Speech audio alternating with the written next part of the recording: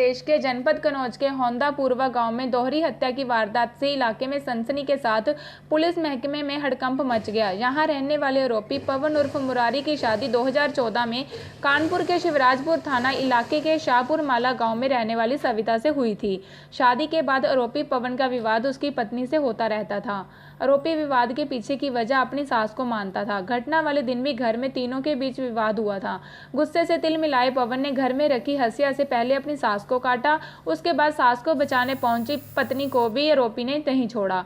आरोपी ने पत्नी और सास को घायल अवस्था में घर की 25 फीट ऊंची छत से फेंक दिया, जिसके चलते दोनों की मौत हो गई। हत्या करने के बाद आरोपी अपना गुनाह कबूल करने के लिए खुद सदर कोतवाली में हाजिर हो गया। पुलिस आरोपी से पूछताछ करने में जुटी ही शुरुआती पूछताछ में आरोपी ने हत्या के पीछे घरेलू कलह बताया है। एसपी अमरेंद्र प्रसाद सिंह ने बताया कि हत्या के पीछे घरेलू कलह है। दोनों शवों का पंचनामा भरकर पोस्टमार्टम के लिए भेजा गया है।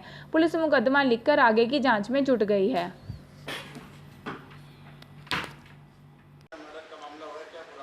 देखिए, बीती रात करीब 2:30 बजे ये पवन उर्फ मुरारी, उम्र 27 वर्ष, निवासी होदापुरवा कन्नौज, ये थाने पर आकर के इसने सूचना दी कि कल इसकी पत्नी के साथ विवाद हुआ था और इसकी पत्नी कल शाम को मैके शिवराजपुर थाना कानपुर नगर चली गई थी बच्चों को लेकर के, और रात में इसकी सास और इनकी पत्नी दोनों वापस आए हैं रात में 11:30 बजे, और तब से इनका झगड़ा होना शुरू हो गया।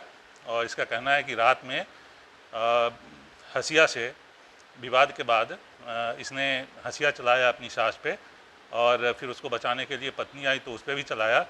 और 2 मंजिला मकान है तो उसकी छत में, जिस पे कोई रेलिंग नहीं है, वहाँ से उसने झगड़े के दौरान धक्का दे दिया, जिससे कि वो नीचे गिर गए और उनकी मृत्यु हो गई है।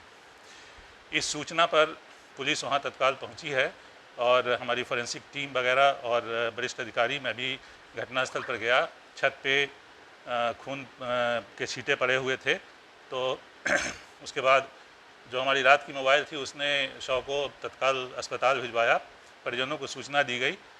अब जो है इनके परिजन आ गए हैं।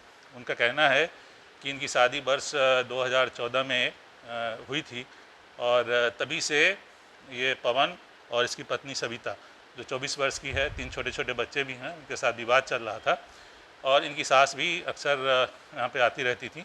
तो इनके परिजनों की तरफ से जो आरोपी है उसके और उसके परिवार के सदस्यों के विरुद्ध दहेज हत्या की रिपोर्ट दी गई है।